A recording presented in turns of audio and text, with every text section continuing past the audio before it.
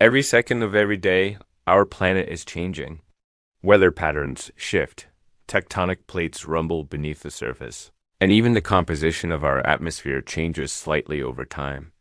But despite these ongoing changes, the Earth of 100,000 years ago would have been a world both familiar and strange to us today. Much of it will seem instantly recognizable: vast forests, immense deserts, frozen plains, and stormy seas. Yet, beyond the surface similarities, the world of 100,000 years ago was radically different from the one we know. Consider the climate. Most of the planet was locked in the grip of an ice age, though experts debate whether it was the harshest phase of this extended cold period or just starting to ease. Large parts of North America and Northern Europe were covered by thick ice sheets that rumbled and carved the landscape. According to geologist and paleoclimatologist Eric Rigna, these ice sheets were at least several kilometers thick, reaching depths of up to 4 kilometers in some places. That's as tall as almost 5 Burj Khalifas stacked on top of each other. As these glaciers moved, they scraped against the Earth's surface, leaving behind deposits of rock and soil that became the foundation for future ecosystems. Underneath the ice, the ground was not entirely frozen. There were subglacial lakes, some of which may have harbored unique forms of life adapted to extreme cold and darkness. For example, Lake Vostok, discovered in the 1990s beneath the Antarctic ice sheet, is home to over 4,000 species of bacteria and other microorganisms. So, while the planet's average temperature was colder than today, there were microclimates within the larger climatic zones. The air was also different. Atmospheric carbon dioxide levels were about 180 to 200 parts per million compared to about 420 parts per million today. Oxygen levels were likely similar to today. Still, our modern atmosphere has more moisture in it, leading to cloud cover and rainfall patterns that are quite different from those in the Ice Age.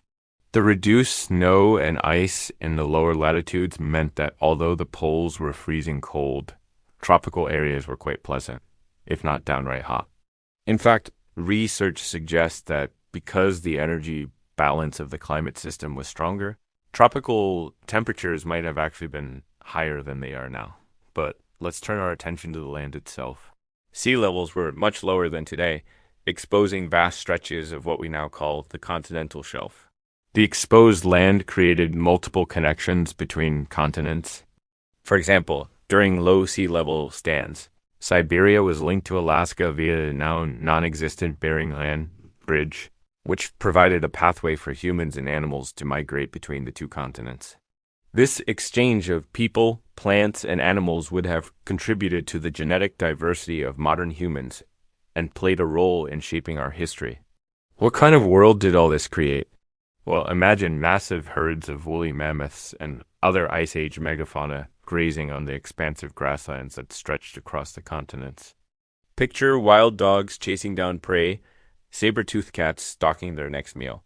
Envision giant sloths munching on the vegetation, and perhaps even a glimpse of the mysterious Smilodon, Akai the saber-toothed tiger, moving through its territory. These creatures coexisted with a variety of extinct species of bison, deer, horses, and camels. In the forest lived giant short-faced bears, cave bears, Irish elk, and dire wolves.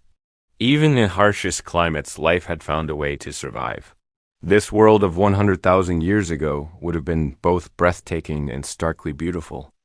Towering glaciers contrasted with expansive grasslands dotted with large herds of animals. Dense forests echoed with the calls of unknown creatures, and the air was crisp, clear, and cold. It was a world of extremes, of harsh conditions, and magnificent creatures. A world that would have been both alien and familiar to us today. In this world of ice and giants, our ancestors, Homo sapiens, were just beginning to make their presence felt. By 100,000 years ago, Homo sapiens had spread across significant parts of East and Southern Africa. We had existed for tens of thousands of years, having evolved in Africa from earlier hominins. Our story is one of adaptation and resilience. We had learned to use fire, which provided warmth, light, and a tool to shape the world around us. We developed more sophisticated tools from stone, bone, and wood. And our brains, with their capacity for language, abstract thought, and planning, were key to our success. Our species thrived thanks to our adaptability, our ability to work together in groups, and our capacity to innovate and learn. But we were not alone. Other hominin species shared the planet with us, each with their own evolutionary story. In Europe and parts of Asia, the Neanderthals lived. Known for their stocky build and prominent brow ridge, they were incredibly strong and well adapted to the cold. The Neanderthals were skilled hunters and tool makers with a sophisticated understanding of their environment. In Siberia and East Asia, we find evidence of the Denisovans, a mysterious group known primarily from a few bones and teeth found in a Siberian cave. Like the Neanderthals, the Denisovans had their own distinct traits and adaptations. The three human species, Neanderthals, Denisovans, and Homo sapiens, were not just rivals for resources, but also engaged in some interbreeding.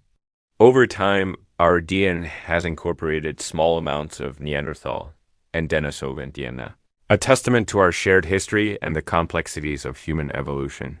Now, let's talk about the elephant in the room, or perhaps more accurately, the mammoth in the room. These ancient relatives of modern-day elephants were among the largest land mammals that ever lived. Mammoths were perfectly suited to the Ice Age world with their thick fur coats, small ears, and humps to store fat.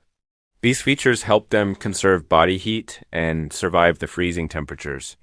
Imagine the sound of their heavy footsteps shaking the ground as they moved in herds across the landscape.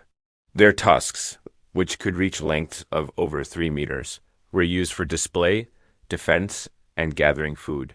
While the woolly mammoth is perhaps the most iconic, there were other species of mammoth that roamed different parts of the world. For instance, the Colombian mammoth, which was a bit smaller than its woolly counterpart, inhabited the Americas. These massive creatures were not just grazing animals. They were integral to the ecosystem. Their dung, for example, would have provided nutrients to the soil, supporting plant life. And their deaths would have created habitats for insects, bacteria, and fungi. In turn, these decomposers would break down the mammoth remains, returning nutrients to the ecosystem. The cycle of life and death, of consumption and decomposition was already well underway 100,000 years ago.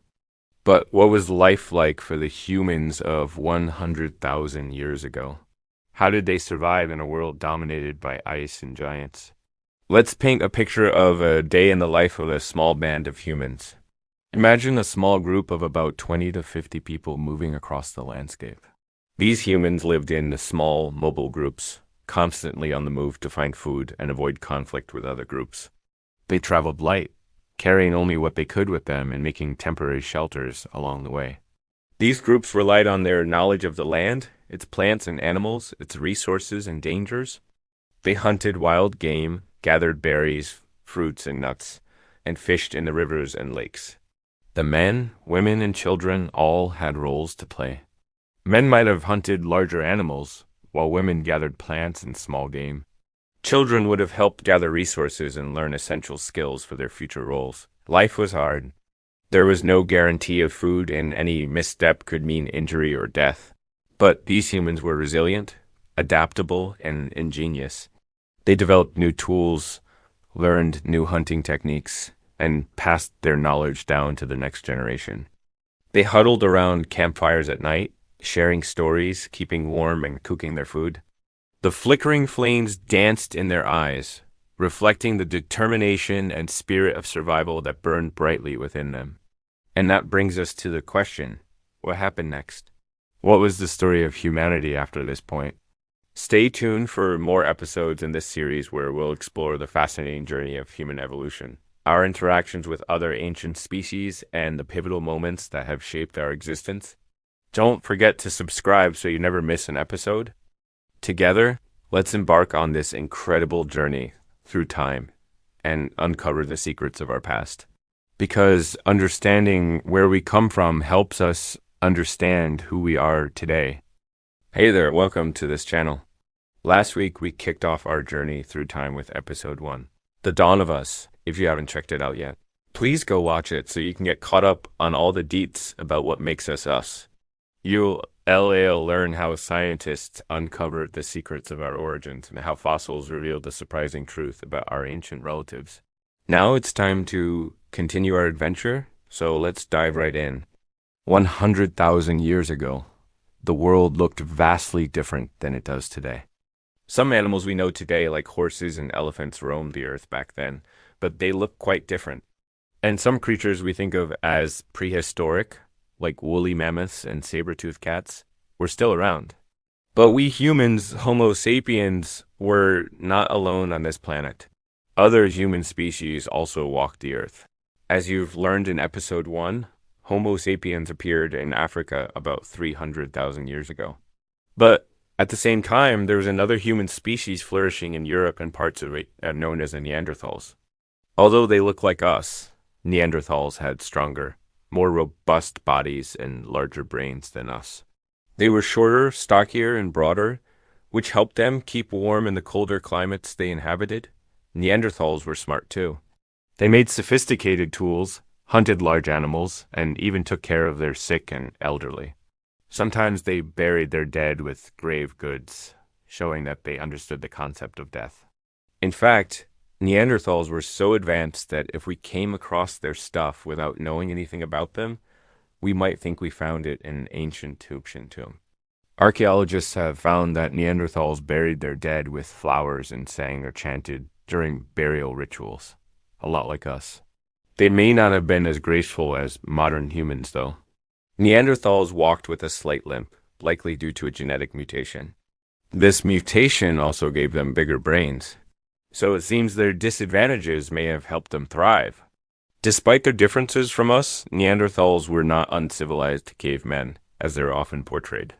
They were highly intelligent humans who lived in small social groups and created art, including cave paintings similar to ours. They even wore ornaments made from animal teeth and claws, suggesting a symbolic understanding of the world around them. Scientists believe they may have even had a language similar to ours, although they didn't leave behind any written records. The discovery of Neanderthal DNA has shown us just how similar we are to them. As we'll see later, when Homo sapiens migrated into Europe, we interbred with Neanderthals, leaving small traces of their DNA in many of us today. Despite their many similarities to us, the Neanderthals disappeared around 40,000 years ago, possibly due to climate change, natural disasters, or competition for resources. Some scientists even speculate that we may have played a role in their extinction, although evidence for this is debated. But there were other humans in Asia. Not only did Homo sapiens live alongside the Neanderthals, but also an enigmatic group of humans known as the Denisovans. Our knowledge of the Denisovans comes from only a handful of bones found in Siberia and China. Yet they've fascinated scientists because they represent a previously unknown chapter in human history. By studying their DNA, scientists have discovered that Denisovans split from the lineage leading to modern humans somewhere between 500,000 and 600,000 years ago. They had their own unique set of genes, distinct from both Neanderthals and modern humans. The Denisovans may have looked similar to the Neanderthals, but they could have had darker skin and hair, depending on where they lived. What's really amazing is that despite only having found a few of their bones, scientists have found that many people alive today carry small amounts of Denisovan DNA in their genomes, especially those living in Melanesia and Aboriginal Australians. This suggests that Denisovans interbred with our ancestors as they migrated across Asia and Oceania. The Denisovans seem to have thrived in a variety of environments, from the cold Siberian tundra to the warmer, wetter regions of Southeast Asia. Like the Neanderthals, they made sophisticated stone tools and were skilled hunters. However, unlike the Neanderthals, we don't have much physical evidence of their culture because they left behind few artifacts. Currently, we don't know exactly when the Denisovans disappeared from the fossil record, but they were around until at least 40,000 years ago. Once again, the exact cause of their disappearance is unclear, but it's possible that they went extinct due to changing environments. Competition with other human species or interbreeding with modern humans. It is important to note that not all scientists agree on everything we know about the Denisovans and Neanderthals.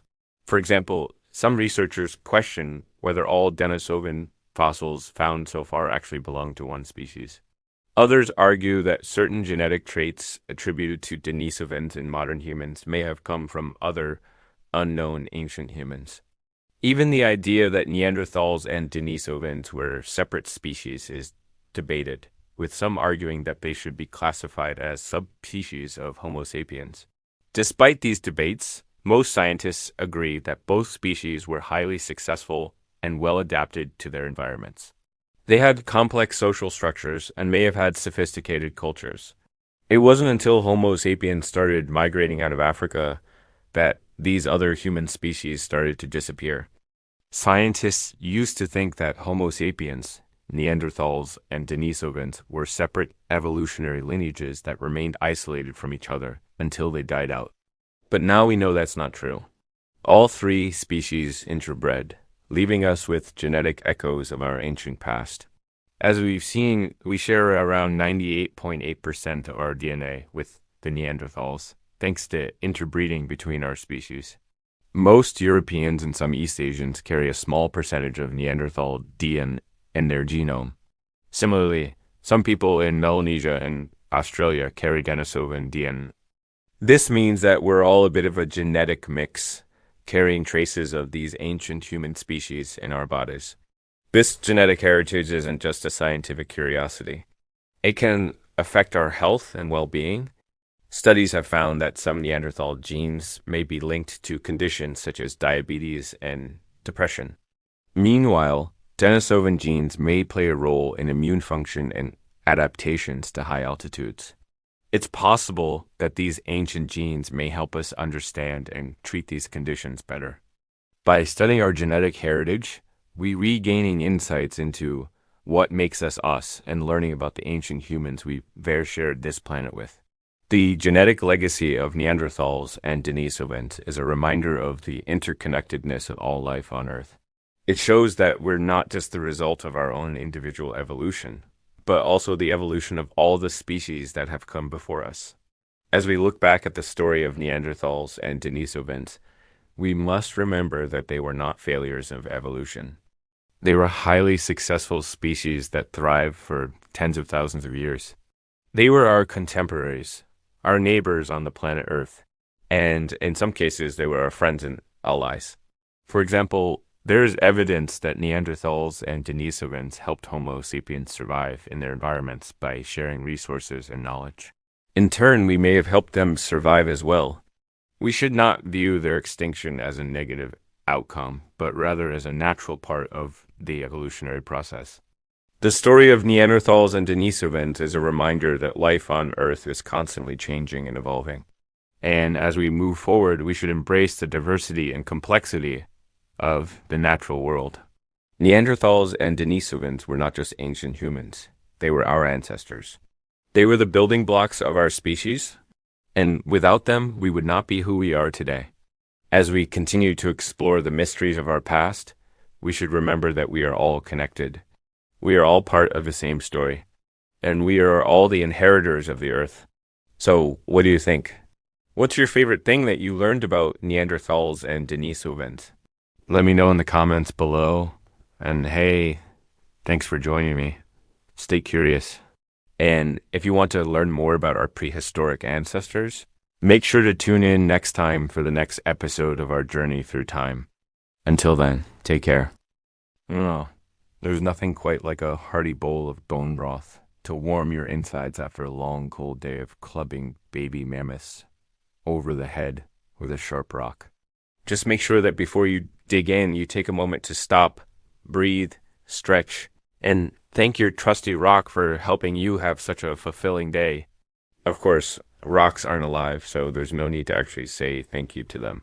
But it is important to thank the person who gave you this lovely gift of a campsite.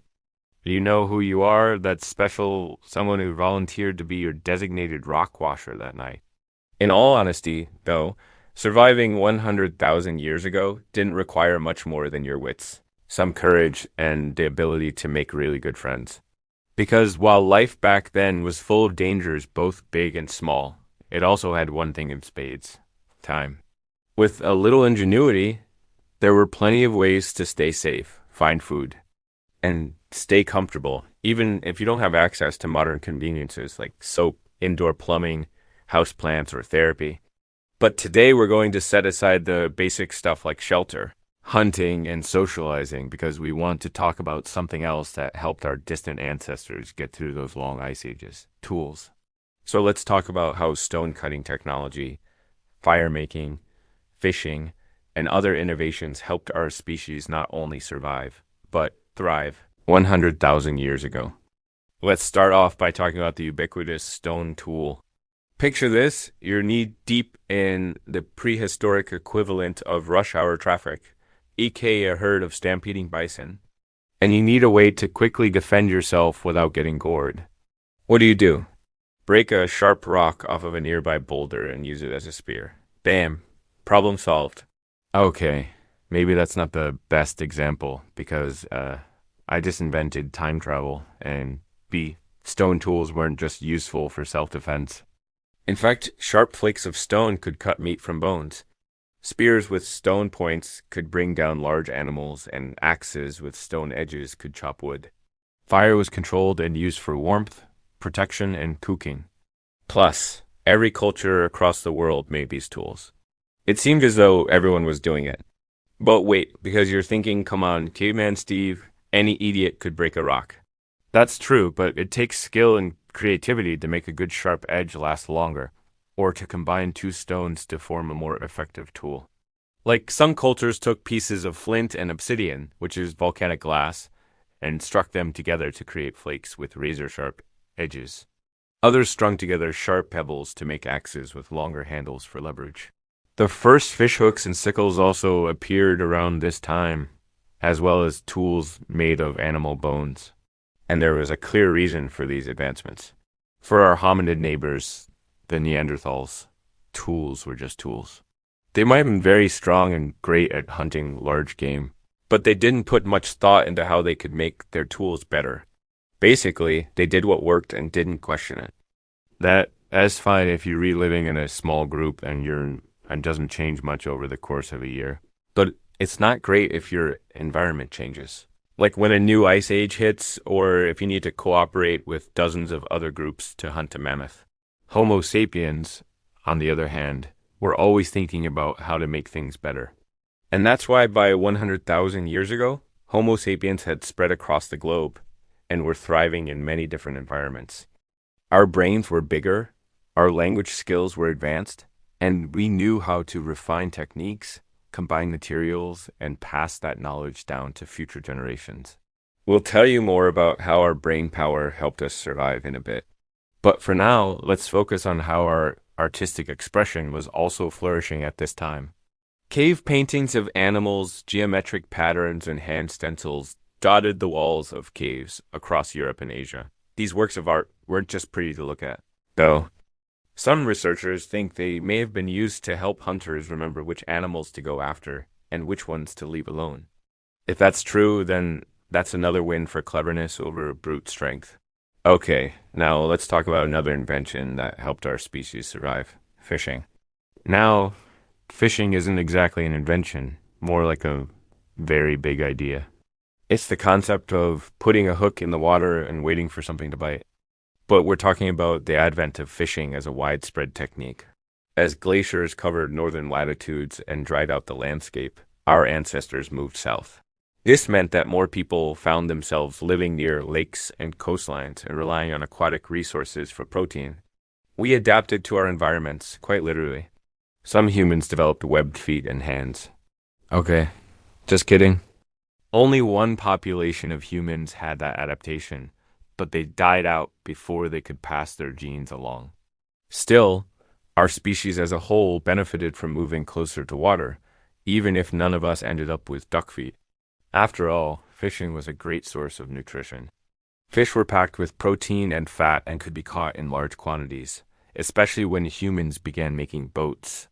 Fishing hooks were created by stringing together sharp shells, animal bones, or teeth, and by 100,000 years ago, the world's first nets had appeared. Nets were made by looping together plant fibers or animal hides and throwing them in the water to catch multiple fish at once. Humans also figured out how to make traps by placing rocks in the water to block fish as paths or by creating barriers to keep fish from escaping. By using a combination of these methods, humans had discovered how to sustainably farm fish populations. This meant that settlements near water could feed all members of their community, and sometimes even trade extra fish with other groups. Plenty of fish in the sea, right? Humans at this time were also benefiting from another invention that wasn't an invention. As glaciers covered the earth, woolly mammoths, horses, reindeer, and other large mammals migrated south, and humans followed. Sometimes our ancestors would chase these animals down and kill them for food, but more often than not, humans simply killed the animals' predators so they wouldn't be able to eat them, and that's where domestication comes in. When humans intervened in the breeding cycle of wild animals, encouraging the most docile creatures to breed and discouraging the more aggressive ones from passing on their genes. Over time, animals became less fearful of humans and more amenable to living alongside us. Now, the first domesticated animal is believed to have been a dog, but sheep, goats, and pigs followed soon after. Don't worry, they didn't just tame themselves. Humans helped nudge the process along. Not only did humans kill off many of the animal's predators, but they also started to selectively breed certain dogs for desirable traits. Over time, this led to the modern dogs we know and love today. Domesticating animals changed the way humans lived. It allowed our species to stay in one place instead of constantly chasing food, and it provided us with a new source of nutrients. Milk, cheese, and eventually meat all became part of the human diet. The symbiotic relationship between humans and animals took off, and it allowed us to turn our attention to building permanent homes. We'll tell you all about that in the next episode. So make sure to subscribe if you haven't already. And thank you for watching. Hi, it's me. Welcome to Life 100,000 Years Ago. Life 100,000 years ago was shaped by the basics: shelter, fire, and food. These were the keys to staying alive. Let's start with shelter. Humans needed protection from the sun, rain, and cold. They also needed to be safe from wild animals that wanted to make a meal of them or their kids. So they created shelters, caves, animal hides, or wooden huts. But these weren't just for sleeping. The shelter was the center of family life. It was where the family ate, did their chores, and spent most of their time. It was also a source of safety. Some shelters could be quickly abandoned if danger approached, like a raging river or an angry predator.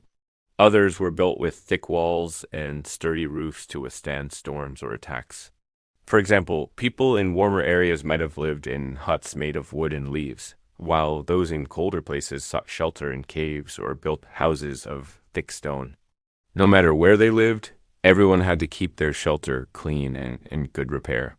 Fixing a leaky roof or patching up a torn tent wasn't just about comfort. It was about survival. After all, you don't want to get sick from the elements or have your home destroyed in a storm. The shelter was more than just a place to stay. It was a reflection of the people who lived there. Some shelters were decorated with paintings or carvings that showed the people's beliefs and way of life. Others were built in shape and sizes that showed how creative humans could be. Even the materials used for shelter told a story. In areas where wood was scarce, people got creative, using materials like mud, sticks, and grass to build their homes. This wasn't just out of necessity. It was also an act of ingenuity. Each shelter was a testament to the resourcefulness of the people who built it, a shield against the world, and a canvas for their creativity. But there was more to life than shelter. Humans also needed fire. Now, this wasn't like the cozy fireplaces we have today. It was a struggle to keep the fires going, especially when the weather was bad. But it was worth the effort. Fire provided warmth, light, and a way to cook food. It also scared off dangerous animals, making the shelter safer. Imagine sitting around a crackling fire with your family, sharing stories and keeping warm during a cold night. That's what fire meant to humans. It was more than just a tool.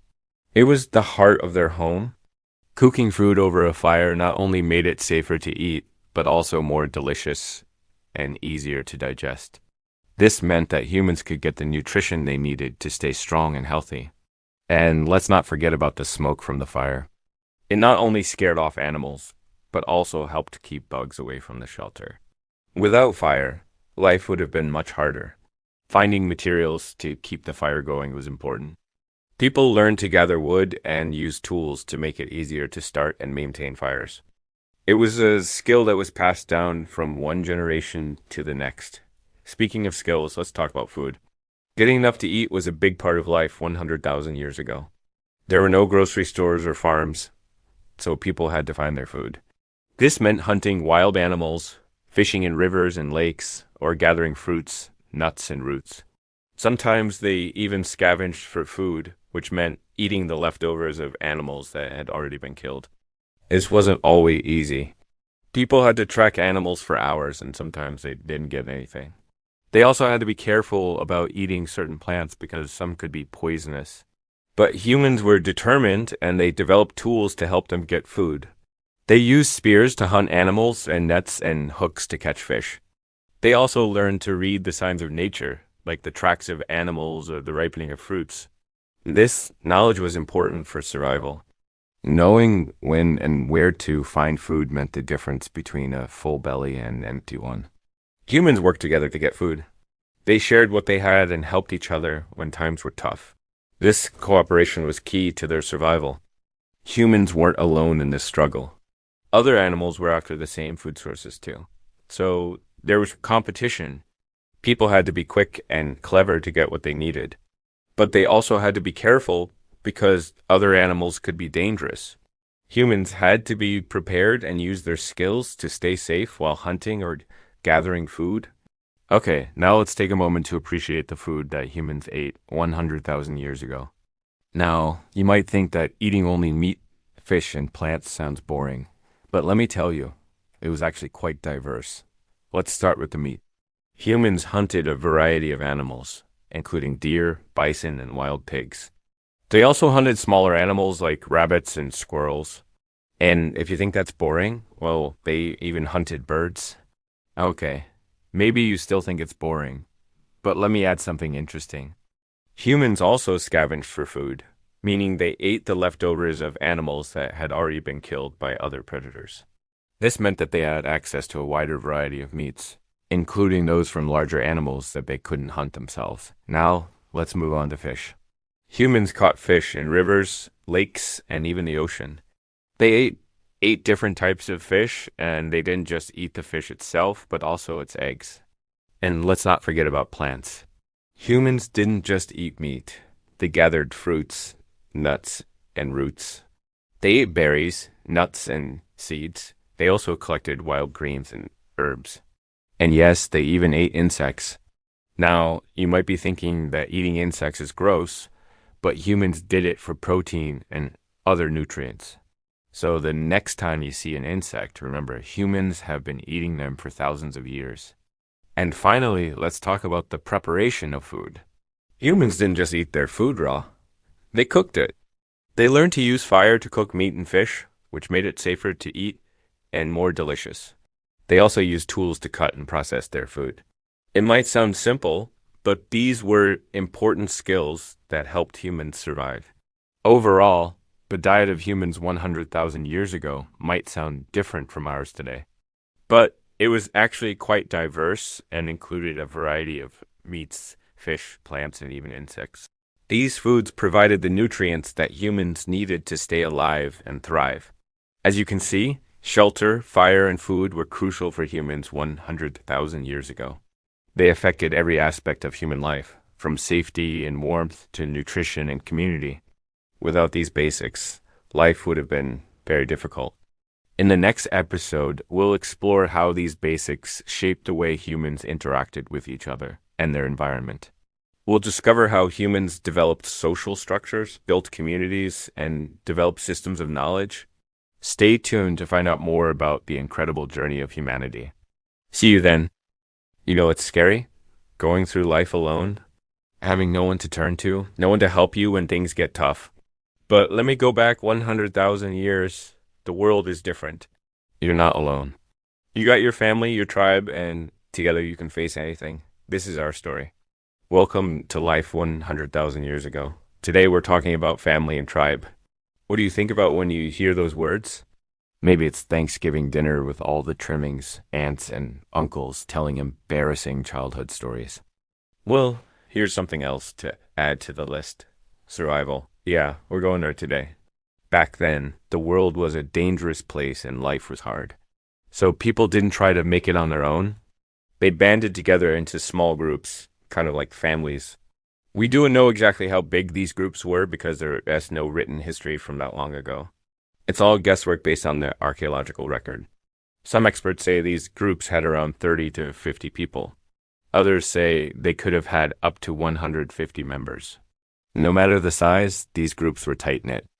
These groups were made up of related people, parents, kids, grandparents, aunts, uncles, cousins.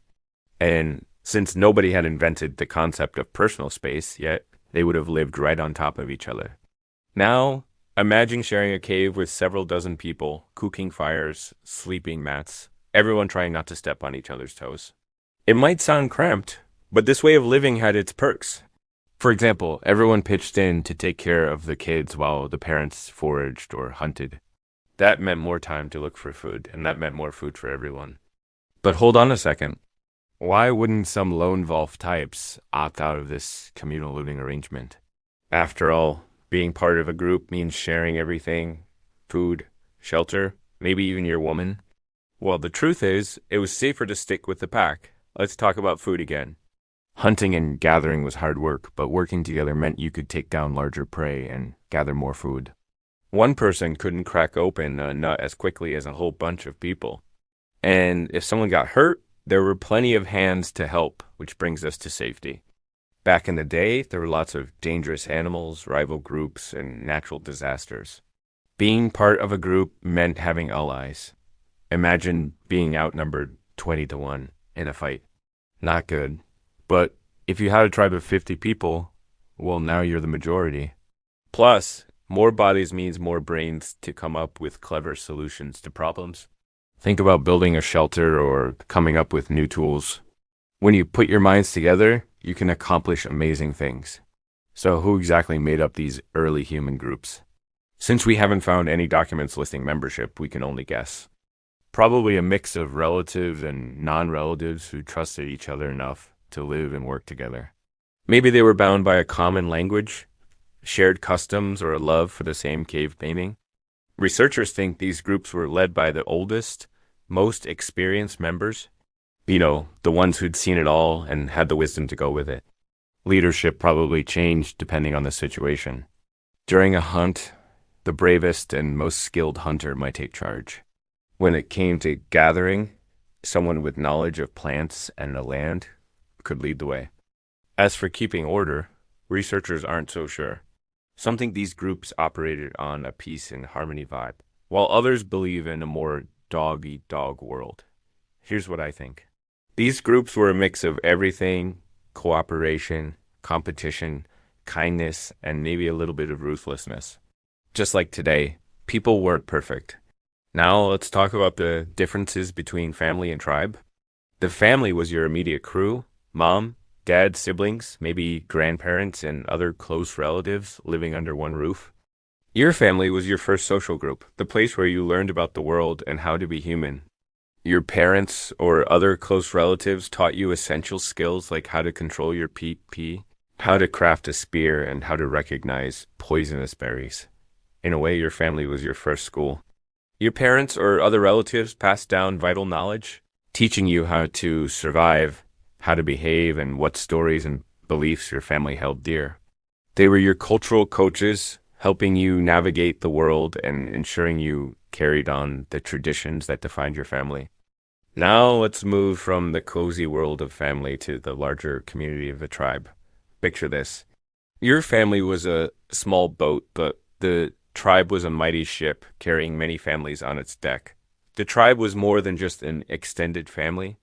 It was a melting pot of related and unrelated people brought together by shared interests, goals, and maybe a bit of peer pressure. Think of it as your neighborhood plus a bunch of other neighborhoods rolled into one big happy mess. Members of the tribe might have met through marriage, by adopting each other's children, or simply by forging strong bonds with people from other families. This created a support system so big that it dwarfed your nuclear family. The tribe was where you found your best friends, your rivals, and sometimes your worst enemies. Members of your tribe could be your lifeline, helping you in times of need or your biggest challenge, competing with you for resources and status. The dynamics within the tribe were complex, much like today's society. There were power struggles, shifting alliances, and a constant negotiation for resources. Being part of the tribe meant more than just belonging to a large group. It meant embracing a shared identity, customs, beliefs, and values. It was a way of life. Now let's explore what life was like for these early humans, both inside and outside the family and tribe. For young ones, life started with a lot of learning. Kids shadowed adults, observing how to craft tools, tend to fires, and gather plants. As they grew, they took on more responsibilities, eventually mastering essential skills. Teenagers might have started forming romantic interests, perhaps bonding over cave paintings or hunting excursions. Marriage within or between tribes would have been a significant event, uniting families and creating alliances. Adults were the backbone of the tribe, working to secure food, protect their territory, and pass down their knowledge. They had the skills and experience to guide the next generation, ensuring the tribe's traditions and survival. But life wasn't all about work. These early humans likely found ways to have fun. Think about it. If they had artistic talent, they made cave paintings and crafted ornaments. If they had a sense of rhythm, they may have banged on hollow logs and danced around a fire. As night fell, they might have huddled together, sharing stories and gazing at the stars, perhaps inventing myths and legends that would have been passed down for generations. Outside the cozy confines of their groups, these humans faced a world full of challenges. They had to contend with rival groups, fighting over land and resources, dangerous animals, seeking a tasty meal, and changing environments that demanded adaptability. Yet despite these challenges, these humans persevered, using their intelligence, creativity, and sheer determination to carve out a place in a sometimes unforgiving world.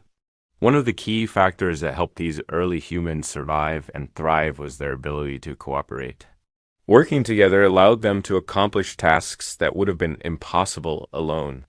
They could build shelters, craft tools, and defend themselves more effectively as a team. Cooperation also fostered innovation.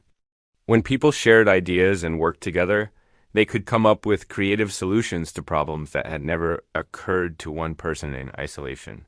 By cooperating, these humans could tackle challenges head-on, turning potential disasters into opportunities for growth and progress.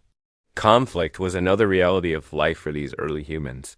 Disagreements within families and tribes were inevitable, whether it was over the division of labor, the allocation of resources, or simply conflicting personalities. Resolving conflicts without resorting to violence required patience, understanding, and a commitment to compromise. However, conflict wasn't always confined within groups. Rival groups vying for the same resources or competing for dominance often clashed, leading to confrontations that could have serious consequences. Such conflicts could escalate quickly, turning into violent battles that tested the strength and strategic prowess of both sides. Adaptability was crucial for survival during this period. As the environment changed, these humans had to adapt their strategies for finding food, securing shelter, and coping with the challenges posed by their surroundings. This required flexibility, resourcefulness, and a willingness to embrace change. Those who could adapt quickly enough might find themselves struggling to survive in a world that offered both opportunities and challenges around every bend. In conclusion, life 100,000 years ago was a blend of cooperation, conflict, adaptability, and change. For our early human ancestors, family and tribe were the cornerstones of their existence. By understanding the dynamics of these groups, their strengths, and their weaknesses, we gain a deeper appreciation for the challenges they faced and the remarkable resilience they displayed in the face of a rapidly changing world. Their ability to cooperate, adapt, and innovate enabled them to not only survive, but to thrive in an era marked by uncertainty and peril. So far, we've seen that our ancestors lived all over the world, hunted big game, and had huge brains. And yet, despite these accomplishments, they remain a mystery. Because while we can uncover their physical traits and some of their behavior, we can't hear their thoughts or read their minds. There's a whole other side to this story, one that could change everything we think we know about them. For up until now, scientists have focused mainly on the physical aspects of the past, like tools or bones or ancient footprints.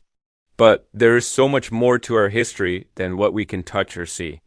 And it turned out our ancestors left behind clues to a hidden world, evidence of rituals, beliefs, and art. If we look carefully, we might just be able to hear their thoughts. In episode 6, Symbols and Spirit, we will explore the hidden stories that hint at the very first art, the beginnings of religious thought, and how our ancestors may have tried to understand their place in the universe. Even 100,000 years ago, humans were more than hunters and gatherers. They were thinkers, dreamers, and storytellers. But how do we know that? Well, because they left us clues, signs that reveal a hidden side to their lives. For example, they made marks on objects, etched lines into bones, or scratched patterns onto pieces of rock. These are the earliest examples of art ever discovered, though experts don't agree on what to call them. Are they drawings? Are they decorations? Or is there something more to the story? At first, many scientists thought these markings were just random, meaningless lines. After all, how could a primitive tool leave such delicate marks? And what would they mean anyway? But today, many researchers believe these symbols meant something more. They represent an important moment in human history, a sign that our ancestors were beginning to think in abstract ways, to express ideas, identity, or belief. The oldest markings date back as far as 50,000 years, but most appeared between 40,000 and 30,000 years ago, after modern humans spread throughout the world. Many were found in caves across Europe, sometimes hundreds of kilometers from each other. But they all follow the same patterns, lines and dots, connected by swirls and zigzags, often surrounding a central point. Some researchers think these symbols could be a kind of map, showing important places like a favorite cave or a sacred spring. Others believe they tell a story, showing animals migrating or shamans traveling to the afterlife. But here's the thing, we may never know exactly what these symbols meant. The truth is, we can't read the minds of people who lived 40,000 years ago. So any explanation is just a guess. But that doesn't mean they weren't important. In fact, these markings were probably very important to the people who made them. They prove that even 40,000 years ago, humans were more than just hunters and gatherers. We had imagination and creativity. We wanted to express ourselves and make sense of the world around us, and that's a big deal. Okay, let's move to the next clue. What else did our ancestors leave behind? Another piece of the puzzle is the beads made by humans in South Africa around 70,000 years ago. They're not very impressive, just holes drilled into ostrich eggshells. But they're still amazing because they show that our ancestors had powerful imaginations. Why would they need beads? They didn't need them to hunt or gather food. Instead, they made them to trade, to show off their skills and impress others. That suggests they had a lot more going on in their heads than scientists once thought. It shows they had complex social lives and wanted to impress each other. Remember, life 70,000 years ago was really tough. People faced dangerous predators, brutal weather, and never knew where their next meal would come from. So, why bother making fancy beads? Well, maybe it was part of a secret language, a way to show others that you belong to a special group. Or maybe they were just beautiful and people wanted to wear them. Whatever the reason, these beads are a big deal. They're the earliest example of jewelry ever discovered, and they prove that humans weren't just survivors. They had hope, dreams, and wanted to express themselves. But there's more. Around the same time, humans started burying their dead. At first, burials were simple, just a body laid in the ground. But over time, they became more elaborate, with grave goods placed inside the grave. Some of these items were useful, like sharp knives or tools. But many were decorative, like beads or engraved stones. This tells us two important things. First, people started thinking about death. They cared about what happened to their bodies when they died. Second, they developed a sense of spirituality. They believed there was more to life than what they could see and touch. That led to the creation of stories and myths, a kind of spiritual thought. Humans began creating systems of beliefs and values that helped them understand the world around them. Okay, let's keep digging for clues. Our ancestors also left behind fragments of colored rocks, especially red ochre. Humans collected it, ground it into powder, and rubbed it on their bodies or the bodies of others. Some scientists say it was used for ceremonies or rituals. Maybe it was part of a burial. Other researchers believe it was used as body paint during dances or festivals. But no matter what it was for, it proves that our ancestors had complex brains. They weren't just focused on survival. They wanted to express themselves and make life more meaningful. And don't forget, all of this happened before humans invented writing. So these symbols, beads, burials, and body paint were the first forms of communication. They were the building blocks of culture, the basis for religion, art, and storytelling. Finally, let's talk about the Venus figurines. These are statues of women with exaggerated features, curvy hips, and bare breasts. They were carved by humans in Europe and Asia between 40,000 and 10,000 years ago. Experts think they were used in religious ceremonies or as good luck charms. But that raises a question. What does it mean to carve a woman's body with large breasts and hips? Some scientists say it shows that humans valued fertility and the ability to have children. Others believe it was a way to celebrate the female body or express sexual desire. Again, we can't know for sure, but these figures are important because they prove that humans had complex emotions. They weren't just focused on survival. They had hopes and dreams and wanted to express themselves. They created art to represent important parts of their lives. They made symbols to help them understand the world around them. And they buried their dead with respect and care. All of this happened long before humans invented cities or governments or even written words. Yet, somehow, our ancestors managed to find beauty and meaning in a harsh and unforgiving world. They dreamed up spirits and gods and made up stories to explain the world around them. Most importantly, they created art. They told stories and expressed themselves. They weren't perfect, but they were creative and curious, and they had a sense of wonder. And that's really something. You know, exploring the hidden stories of our ancestors is super interesting. And if you want to dive deeper into the past, I'll learn about real historical events and explore what life was like for people who lived long ago. You can cover secrets from ancient Egypt, the Roman Empire, and beyond. Plus, you'll get to play fun games and earn cool badges along the way.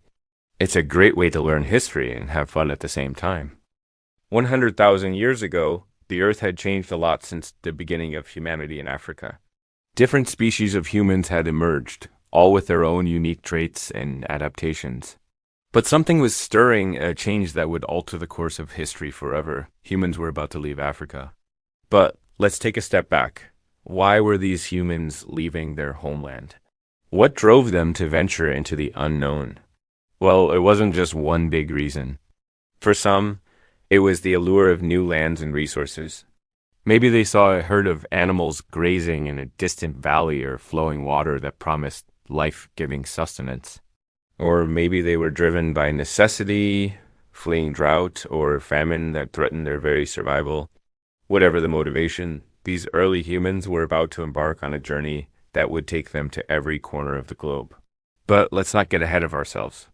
As humans began to explore beyond Africa, they encountered challenges that tested their resilience. Imagine crossing vast deserts where sand dunes stretched as far as the eye could see, or navigating treacherous rivers teeming with dangerous creatures. These early explorers faced it all with courage and determination. They followed animal herds, searching for water in fertile lands where they could plant crops and raise livestock. Slowly but surely, they pushed further and further, driven by an unyielding curiosity and the will to survive. Along their journey, they discovered new resources and adapted to different climates. In warmer regions, they learned to grow crops like rice and wheat. And in colder areas, they developed new tools and clothing to hunt and survive the harsh weather conditions. As they spread across the globe, these humans encountered other human species, each with their own unique culture and way of life. Some of these encounters were peaceful, with different groups sharing knowledge and resources. Others were more hostile, with conflicts arising over land and survival. But through it all, the spirit of exploration and discovery continued to drive humans forward. And then there are the Neanderthals. You've probably heard about them. They were stocky and strong, perfectly suited for the cold. They lived mostly in Europe and parts of Asia. Neanderthals weren't dumb. They made great tools, hunted big game, and even buried their dead. They also had brains bigger than ours, but fewer of them. We don't know why, but most scientists think it has something to do with how their brains worked. It used a lot of energy, maybe too much. This makes us wonder if it was hard being smart like them. Anyway, they stuck around for a long time, like over 40,000 years, but then they disappeared. Some say they died because of us, but we're not sure. As the millennia passed, humans continued to spread across the globe, adapting to new environments and developing new technologies. They built shelters to protect themselves from the elements and invented new weapons to help them hunt. They also developed complex social structures and systems of communication, laying the foundation for what would become human society. One group of humans, known as the Homo sapiens, emerged in Africa around 300,000 years ago. Unlike their cousins, the Neanderthals, Homo sapiens had smaller brains, but more of them. They also had flatter faces and thinner skulls. Homo sapiens were smarter than the others, learning quickly and working together to solve problems. They came up with new ideas and shared them, making tools, art, and weapons. They were curious about the world, exploring and adapting to different places. Unlike the Neanderthals, Homo sapiens didn't stick to one place. They started traveling, moving from place to place. At first, they stayed close to home, but slowly they went farther and farther. About 100,000 years ago, they began leaving Africa in small groups. They didn't all leave at once, but over many years. These early humans were adventurers, always looking for new things. They traveled to the Middle East, Asia, and Europe. Their descendants went to Australia and later to the Americas. But it wasn't easy. They had to cross big deserts, rivers, and mountains. They followed animals for food, looked for water and better places to live. They didn't travel in one big group, but in small ones, moving over thousands of years. Some groups disappeared, but others stayed and became the ancestors of people living in those places today. Each group adapted to the different climates and challenges they faced along the way. They learned to grow new foods, make new tools, and survive in different kinds of weather. They also met other groups of humans who lived there. Some groups got along and shared things, while others fought over land and resources. But no matter what, these humans kept moving and exploring. Let's talk about some of the fascinating discoveries that have shed light on this incredible journey. First, we have the genetic evidence. By studying the DNA of modern humans from different populations, scientists have been able to trace our ancestry back to Africa and pinpoint when different groups began to migrate.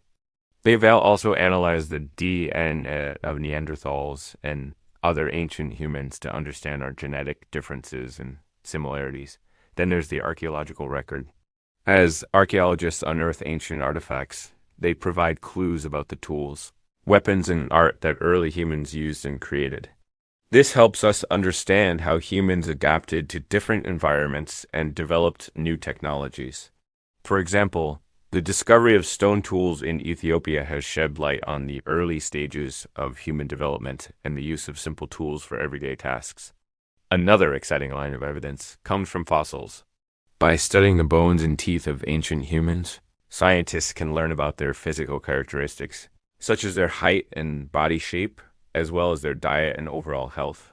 These fossils also help us understand how different human species evolved over time and how they relate to each other. For example, the discovery of a Neanderthal skeleton in Spain provided valuable insights into their anatomy and way of life. In addition to these traditional methods, scientists are now using new technologies to learn even more about the Great Expansion. For example, they're using high-tech imaging techniques to create detailed 3D models of ancient artifacts, which helps them understand the craftsmanship and technology used to create them. They're also using sophisticated computer models to simulate the movement of ancient humans and the environmental conditions they faced during their journeys. By combining all of these different lines of evidence, scientists are able to create a more complete and accurate picture of the great expansion and the incredible journey of early humans as they spread across the globe. It is important to note that the study of the great expansion is ongoing and new discoveries are constantly being made. Scientists are constantly refining their understanding of this complex and fascinating period in human history. So keep your eyes peeled for future discoveries that may shed even more light on this incredible journey.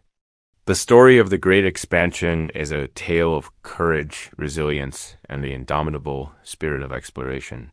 These early humans dared to venture into the unknown, facing all the challenges that came their way with bravery and determination. They were driven by the desire for new resources, the need for survival, and an innate curiosity that has always defined humanity. As they spread across the globe, they encountered other human species, some of whom they coexisted with peacefully and others with whom they clashed. Through it all, they adapted to new climates, developed new technologies, and laid the foundation for what would become human society. Their journey took them from the deserts of the Middle East to the mountains of Asia, and eventually to the shores of Europe, Australia, and the Americas. It was a journey that would take thousands of years and would ultimately change the course of history forever. So let us take a moment to celebrate these incredible explorers, the early humans who dared to venture beyond the familiar and discover the world. Let their story be a reminder to us all of the power of the human spirit and the endless possibilities that lie ahead. That's all for now, but don't forget to subscribe for more videos and leave a like if you enjoyed the content. And if you have any suggestions for future videos, feel free to comment down below. Thanks for watching. Imagine a world where winter lasts most of the year, where icy winds bite at your skin and every day feels like a battle against the cold. That wasn't just a scene from a movie. It was real life on Earth about 100,000 years ago, during the height of an ice age. This time period, known as the last glacial maximum, was one of the coldest epochs in Earth's history. And it wasn't just freezing in the Arctic. Huge glaciers advanced as far south as the mid-latitudes, blanketing parts of North America, Europe, and Asia in ice. Imagine walking outside and seeing the ground beneath your feet slowly turning into solid ice. That's what it was like in this frozen world. In today's episode, we're going back in time to explore how humans coped with this chilling challenge and how it changed their way of life forever. Our story begins in a world very different from the one we know today. Picture vast ice sheets that covered the landscape like a white blanket, so thick that they depressed the land beneath them. These massive glaciers stretched from the Arctic regions all the way down to latitudes that are now home to major cities like Paris and New York. The planet was about 5 degrees Celsius colder than it is now. And instead of the gentle rain we're used to, there was an endless expanse of dry, cold air. This meant that most of the world became a frozen desert. But amidst this icy wasteland, a new kind of human had emerged, Homo sapiens. We were equipped with bigger brains and more advanced tools than our predecessors. But that didn't mean we had it easy. Just imagine trying to stay warm when the temperature drops well below zero. Our ancestors didn't have the luxury of central heating or even a hot cup of tea to keep warm. Instead, they huddled around fires, wrapped themselves in animal hides, and sought shelter in caves. For example, the Makokrian people who lived in what is now France around 40,000 years ago, during the peak of the Ice Age. They survived by hunting reindeer and other animals for food and fur, and they used the hides to make clothing and tents. But the cold wasn't the only challenge. The shifting climate also caused major changes in plant and animal life. Many species that couldn't adapt to the freezing temperatures simply vanished.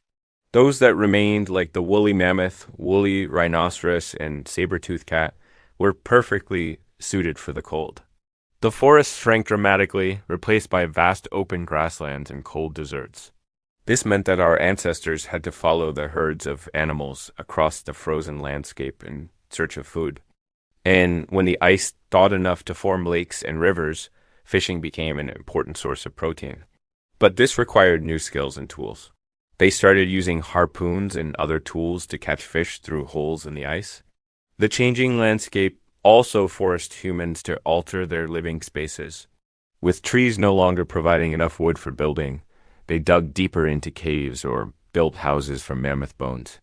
It may sound unbelievable, but these bone houses were surprisingly sturdy and insulated, providing a much-needed shelter from the biting winds. To survive, humans had to become experts at reading the signs of the natural world. They learned which plants like yarrow and heather could survive the cold and provided a source of food. This intimate knowledge of their environment became crucial for their survival. It pushed them to understand weather patterns, animal behavior, and the properties of plants. It was a test of endurance, ingenuity, and adaptability. But perhaps the most important thing was cooperation. The challenges of the Ice Age demanded that people work together, sharing resources, knowledge, and childcare responsibilities. Imagine a group of people working together to hunt a woolly mammoth, then sharing the meat with others in the community who may not have been able to hunt as much. Cooperation was essential for survival. Hunting alone was dangerous, but as a team, humans could take down larger prey like mammoths, which would provide enough meat for many people. This cooperation also extended to raising children. With adults spending long hours gathering food or making tools, it took a village to raise a child in this harsh environment. Imagine neighbors and extended family members pitching in to help feed and care for someone else, children, so that both parents could go out and gather resources. It sounds like an amazing idea, doesn't it? Yet, even with all these adaptations, life during the Ice Age was tough. The cold, the constant struggle for food, and the risk of injury or death from wild animals made every day uncertain. The landscape itself was in a state of constant change. As the glaciers moved, they scraped and carved the earth, leaving behind deposits of rock and soil that would shape the world as we know it today. The ice sheets were so heavy that they actually carved valleys into the bedrock. For example, the Great Lakes in North America are actually glacial lakes carved out by the immense weight of the glaciers during the Ice Age. They left behind rich, fertile soil that is perfect for growing crops, allowing for the rise of agriculture later on. Despite all the difficulties, the Ice Age also fostered some amazing innovations. Humans had to create better tools to hunt, process food, and build shelters. They invented spears with sharp stone points for hunting and harpoons for fishing. They developed knives and scrapers made from animal bones for processing hides and wood.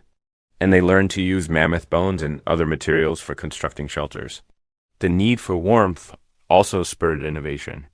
Humans experimented with different types of clothing made from animal skins, learning how to sew them together for better coverage and durability. Some even wove animal hair into mats for added insulation. This fusion of necessity and creativity led to some truly remarkable inventions. And let's not forget about cave art. Many of the most famous cave paintings in the world were created during the Ice Age, like those found in places like Lascaux and Altamira. While we can't be sure exactly why humans started making art, some researchers believe it was a way to cope with the harsh realities of the Ice Age. The act of creating something beautiful and meaningful may have provided a sense of comfort or hope in an otherwise difficult time. These works of art give us a glimpse into the minds of our ancestors, showing us that even in the darkest of times, the human spirit can endure. As the Ice Age drew to a close around 12,000 years ago, the world began to warm up. The glaciers receded, the climate stabilized, and the Earth began to look more like the one we recognize today. With the return of warmer temperatures came the end of the Ice Age. As the climate warmed, new plants and animals moved into the region. Forests began to grow again, providing new sources of food and materials for humans. The melting of glaciers also led to the formation of new lakes and rivers, which provided opportunities for fishing and transportation. But it's important to remember that the end of the Ice Age wasn't a sudden event. It was a gradual process that took thousands of years. During this time, humans had to adapt once again to the changing environment, learning new ways to hunt and farm and adjusting their lifestyles to the new conditions. Despite the challenges, the end of the Ice Age marked a new beginning for humans. The warming climate and the return of plant and animal life provided opportunities for growth and development. Humans were able to settle in one place and start farming, which led to the rise of civilizations. The end of the Ice Age also saw the beginning of human migration. As the world warmed up, humans began to spread out from their original home in Africa and explore new lands. They traveled across continents, adapting to different environments and cultures, and eventually populating the Earth as we know it today. The Ice Age wasn't just a time of hardship. It was a crucible that tested the limits of human endurance, creativity, and cooperation. It pushed our ancestors to invent new tools, develop new skills, and work together in ways that had never been done before. It was a world of ice and struggle, yes, but also of innovation and strength. And the legacy of that strength lives on in us today. Thank you for watching this episode of our educational channel. If you enjoyed this journey through time and want to see more, please subscribe. Your support helps us bring these stories to life. Until next time, stay curious and keep exploring the world around you. Because every day brings us closer to understanding the amazing journey that has brought us to where we are today. In the vast theater of existence, countless species have played their parts, leaving their unique marks on the grand stage of life. But there's one species that stands out, a species whose story is etched not just in stone tablets or cave paintings, but in every nook and cranny of our planet. We are talking about none other than Homo sapiens, the modern humans. And today we wanted to tell you how they conquered the world. Welcome to the channel. And today let's find out how humans became the only surviving species of the genus Homo. If you're a fan of documentaries, then you might have come across this one before. Narrated by David Attenborough. This series takes you through various aspects of the world we live in. Well, some of us do. I'm sure some of you already know the answer. So comment down below what you think the answer would be.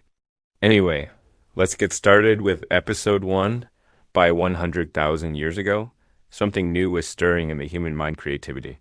People began decorating objects, making beads and mixing pigments like red ochre. These weren't for hunting or shelter. They were expressions of thought, identity, or beauty. Over time, creativity expanded, tools became more refined. New shapes, new materials, new uses. This was problem-solving guided by imagination. Creativity also showed in planning. Traps were set. Hunts were organized. Landscapes were understood. So you're probably thinking that humans became the dominant species because of their problem-solving skills, right? Oh yeah, that too. But that's not all. Let's find out more in episode 2. Humans became the dominant species because of their adaptability. People moved into new places, hunted new animals, gathered new plants. They took what they learned from one place to another. This spread like ripples in a pond, changing not just where they lived, but how they lived. They improved tools for different tasks. They shared ideas across groups. And when things changed, like the weather or a new animal showed up, people had the skills to respond. This ability to adapt quickly isn't just a trait, it's a superpower. Humans conquering the world? Well, it sounds pretty self-centered, doesn't it? What about the other species around them? Did they just wipe them all out? You're onto something? Humans did play a role in some extinctions, but that's only part of the story. Episode 3 will tell you what really happened. As humans spread across the globe, they did cause some extinctions. Species that hadn't seen humans before were especially vulnerable. Some animals went extinct after just one human encounter. For example, the Carolina parakeet. It was hunted and its habitat was destroyed. It became the first bird to go extinct in the United States since humans arrived. Then there's the dodo. It evolved on an island with no predators, so it had no fear of animals. When humans arrived, it was an easy meal. So it went extinct in just 70 years, but it's not just humans' fault. Climate change driven by natural factors also caused many extinctions. Humans might have been a trigger, but it was a combination of events that led to these extinctions. What made humans unique wasn't just their traits, it was also how they interacted with the world around them. Episode 4 will reveal how humans shaped the world around them. Humans didn't just react to their environment, they changed it. They set fires to clear land, hunt animals, and maybe even scare off predators. They domesticated plants and animals, changing their traits over time. For example, humans selected wolves that were less aggressive, and over time, those wolves became domesticated dogs. They also indirectly affected the landscapes around them. When they domesticated plants, those plants spread to new areas through seeds carried by humans and animals. This unintentional spreading influenced where other species could live. Humans had an impact, but it wasn't always intentional. Their actions triggered changes, sometimes big, sometimes small, but always significant. If humans had been the same as the Neanderthals, the world would look a lot different today. Episode 5 will show you how different. Neanderthals were strong and well adapted to cold climates. They had big brains and used advanced tools. They were skilled hunters and cared for their sick and elderly. They lived in Europe and parts of Asia for hundreds of thousands of years. They created cave paintings and buried their dead. They also had culture and likely had their own language. They were smart enough to plan ahead, make tools for specific tasks, and learn from their experiences. They collected and used medicinal plants, showing a level of knowledge about their environment. Neanderthals were innovators, creating new ways to improve their lives. They developed new tools, techniques, and strategies, continually adapting to their surroundings. Despite all this, they vanished. Why? It's a complicated question. Experts believe a mix of factors played a role. The changing climate, competition with humans, and maybe even their close relationship with humans might have contributed to their disappearance. Whatever the reasons, their extinction left humans as the only surviving human species, shaping the course of history for all time. With the Neanderthals gone, humans found themselves in a world without rivals. But they had a secret weapon that set them apart, one that sparked the true conquest of the world. Want to know what it was? Stay tuned for episode 6. Humans started to farm, raising plants and animals instead of just gathering them. This led to settlements and eventually cities. People specialized in different jobs. There was more food, more people, and more stuff. Villages grew into towns and towns into cities. And cities meant more opportunities, more ideas, and more wealth. People could trade their extra goods for things they needed. This sharing of goods encouraged peaceful relationships between communities, instead of relying on luck with wild plants. And animals, farming provided a steady food supply. This reliability led to more predictable population growth. No longer at the mercy of unpredictable weather or animal migrations, humans could adjust their environment to suit their needs. This control led to denser populations and larger settlements. As agriculture spread, so did the idea of private ownership of land and the surplus of goods. This meant more complex social structures, more laws, and more organization. Farming wasn't just about food.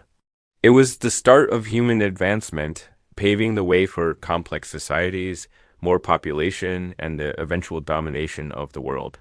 Our world is brimming with innovations, all thanks to human ingenuity. Episode 7 will delve into the brilliance of the human mind. The human brain got bigger over time, boosting our abilities to learn and solve problems. Kids learned skills faster and retained more knowledge. Problem solving became more efficient, leading to better tools, techniques, and innovations. This learning ability is a big part of why humans conquered the world. Humans were quick learners, able to grasp new concepts fast and remember a ton of information. They could pass on this knowledge, creating a chain of learning that built up over generations. This sharing of knowledge helped people in different areas learn from each other, improving their skills and spreading innovative ideas. Learning wasn't just about acquiring knowledge. It was a way to preserve and transmit culture, values, and traditions, all essential for human progress. This blend of individual learning and cultural transmission fueled human growth and ultimately their dominance. What if someone had invented writing earlier? Would ancient civilizations have developed differently? Episode 8 will explore the impact of writing on human history. Writing emerged independently in several parts of the world, each system reflecting the unique needs and brilliance of its creators. Sumerians developed cuneiform in Mesopotamia. Egyptians created hieroglyphics along the Nile. And the Indus Valley script remains undeciphered, hinting at a civilization as advanced as any in the world at the time. Chinese characters took shape in the fertile Yangtze River basin, and the Mian glyphs blossomed in the Yucatan Peninsula. Meanwhile, the development of alphabetic writing began in the Canaanite region, eventually transforming into the Greek alphabet, which laid the groundwork for many modern alphabets, including Latin. Why did humans become the dominant species? Was it because of their physical strength or intelligence? Well, there's more to the story. Episode 9 will reveal the key factor in human dominance. By 100,000 years ago, something new was stirring in the human mind creativity. People began decorating objects, making beads and mixing pigments like red ochre. These weren't for hunting or shelter. They were expressions of thought, identity, or beauty. Over time, creativity expanded. Tools became more refined. New shapes, new materials, new uses. This was problem solving guided by imagination. Creativity also showed in planning. Traps were set. Hunts were organized. Landscapes were understood. These early sparks of innovation helped humans outlast other species. It wasn't just about survival anymore. It was about shaping the world, not just reacting to it. The rise of creativity was the rise of a truly human mind. And with that, we come to the end of this episode in our series. What did you think of this episode? Did you learn something new? Tell us in the comments. And don't forget to like and share. See you next time. This is a Homo sapiens skull from about 200,000 years ago. It was found in Jebel Irhoud in Morocco. And it's special because it's the oldest Homo sapiens skull ever discovered. This guy had a brain roughly the same size as yours or mine. He lived before Stonehenge, before the wheel, before writing, even before agriculture. He lived before any of the things that we normally associate with our distant past. And he likely looked much like us. In fact, looking at this skull, it's hard to believe that he lived so long ago. But if we traveled back in time to meet him, we wouldn't be able to communicate. His behaviors, his language, his way of interacting with the world would have been completely foreign to us. So, who was he? How did he live? What was his life like? And how is he connected to us today? We think he lived in groups of around 30 or so people, maybe up to 50. Groups this size allowed for complex social interactions, but they weren't so big that they were hard to organize. Groups this size could also easily find enough food in most environments. But they weren't so small that they couldn't defend themselves against predators. These groups moved constantly in search of food. They didn't farm, so they followed the herds, traveling thousands of kilometers each year. The men hunted large mammals, butchered them, and shared the meat with everyone in the group. Women gathered plants, fruits, nuts, and edible insects. Children could forage for smaller foods and maybe even fish for shellfish. This lifestyle sounds brutal and exhausting, but it was also incredibly varied. Different groups would eat hundreds of different kinds of animals and plants. There was no way to store food, so these ancient humans never got fat. And since they were always moving, there were few possessions, so they never had to worry about carrying heavy loads. To help them survive, these humans used tools. They made spears and knives out of sharp rocks and sharpened sticks. They chopped wood to keep warm and dry. Some made crude weapons like clubs, swords, and axes. They collected materials to build shelters, places where they could sleep safely with their families. They invented containers to carry water and food. And all of these things helped our ancestors survive in a very tough world. But these humans were more than just survivors. They were adventurers. They were curious and brave. They explored new lands, crossed huge rivers, and climbed into the sky. They were the first mountain climbers, the first sailors, the first explorers.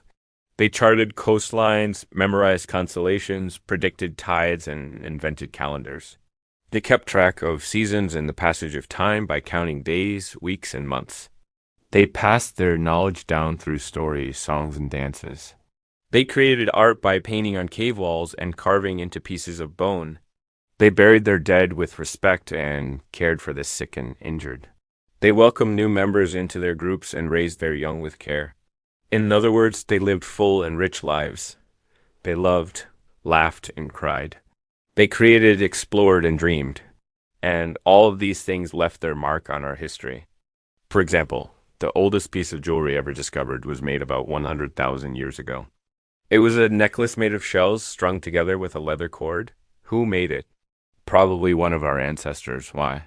Maybe they wanted to attract a mate or show off to their friends, or maybe they just liked the way it looked. But whoever you are or wherever you come from, you can probably relate to that. You probably want to look good too.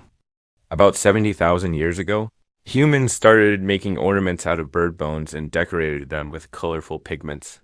They also made musical instruments out of bone and stone and maybe even played music together. They kept pets like dogs and maybe even rode horses.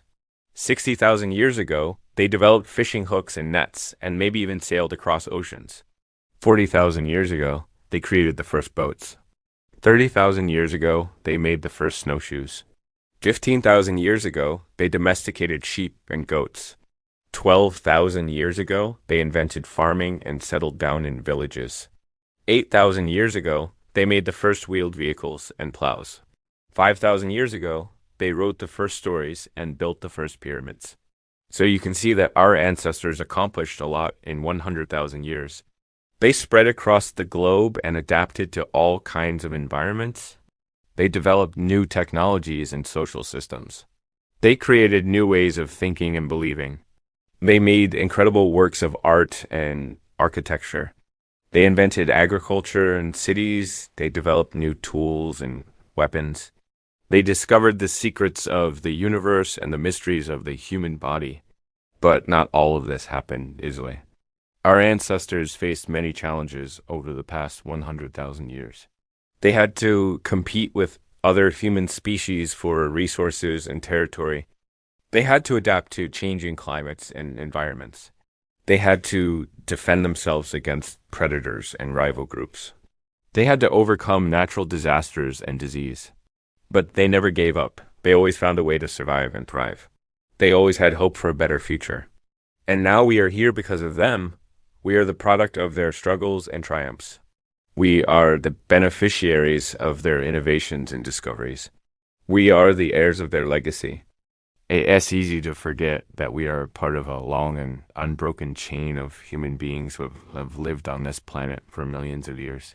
It's easy to feel that we are separate from our ancestors, that we are somehow different or better. But the truth is that we are the same. We are the same as the humans who lived 100,000 years ago. We have the same needs, the same desires, the same fears. We have the same capacity for love, for joy, for sorrow. We have the same curiosity, the same creativity, the same intelligence. We have the same potential for greatness, the same possibility for evil. We are the same as the humans who lived 100,000 years ago, and we are not alone.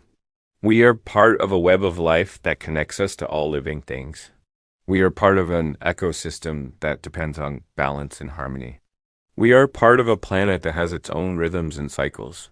We are part of a universe that has its own laws and mysteries. We are part of a story that began billions of years ago and continues today. So when you look up at the stars or down at your feet, remember that you are part of something bigger than yourself. You are part of a legacy that goes back 100,000 years. You are part of a story that's still being written. You are part of a journey that never ends. And I think that's something worth celebrating. So let's raise a glass to our ancestors, the humans who lived 100,000 years ago. Let's celebrate their courage, their curiosity, their creativity, their resilience, their kindness, their generosity, their love. Let's honor their memory by living our lives to the fullest, by following our dreams, by making our mark on the world, by leaving a positive legacy for future generations. Let's make them proud. And thank you for joining me on this journey through time. I hope you enjoyed this episode and learned something new. If you did, please don't forget to like and subscribe. It really helps us grow and reach more people with our educational content. And if you have any feedback or suggestions, please leave them in the comments below. We love hearing from you, and we'll see you next time.